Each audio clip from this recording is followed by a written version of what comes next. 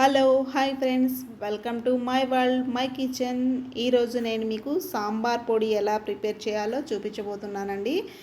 ముందుగా వీడియో కానీ నచ్చిందా ప్లీజ్ లైక్ చేయండి, షేర్ చేయండి, సబ్స్క్రైబ్ చేసుకోండి. ఈ సాంబార్ పొడి మనం సాంబార్లోకే కాదండి, ఎనీ ఫ్రై ఐటెంలో వేసుకున్నా కానీ చాలా టేస్టీగా, చాలా రుచిగా ఉంటుంది.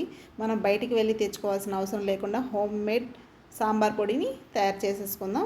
వీడియోలోకి వెళ్ళిపోదాం. ముందుగా ఒక ప్యాన్ తీసుకొని అందులో 2 స్పూన్స్ పచ్చిపప్పు వేసుకోవాలండి. అలాగే మరో 2 స్పూన్స్ కందిపప్పు,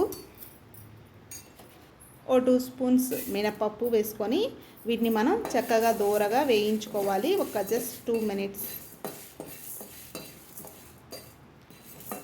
లో ఫ్లేమ్లో పెట్టుకోండి. ఆ తర్వాత ఇందులో ఒక 4 స్పూన్స్ ధనియాలు వేసుకోవాలి.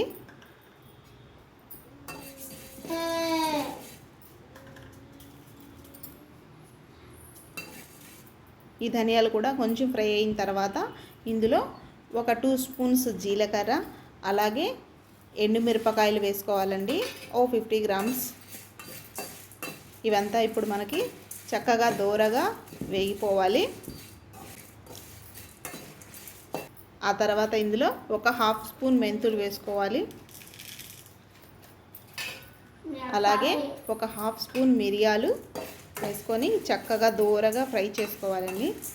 ఇవి కొంచెం దోరగా ఫ్రై అయిన తర్వాత 4 రెబ్బల కరివేపాకులు వేసుకొని బాగా దోరగా వేయించుకోవాలి.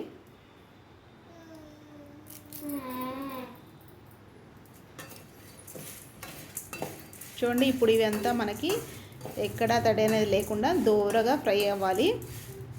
ఇప్పుడు ఇందులో లాస్ట్గా మనము 1-2 స్పూన్స్ పసుపు వేసుకుందాం.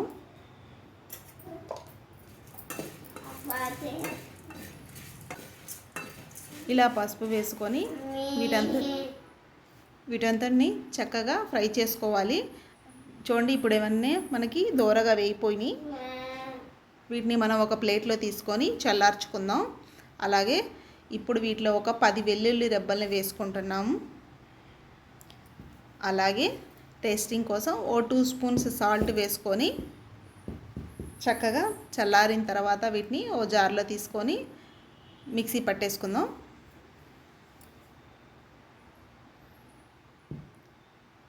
చూడండి, ఇలా ఫైన్గా పౌడర్ లాగా చేసుకోవాలి. ఇలా మనం పౌడర్లా ఈ సాంబార్ పొడిని రెడీ చేసుకున్నామా అప్పటికప్పుడు 10 నిమిషాల్లో సాంబార్ని రెడీ చేసేసుకోవచ్చు అన్నమాట.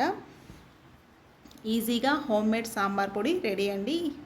వీడియో కానీ నచ్చితే ప్లీజ్ లైక్ చేయండి.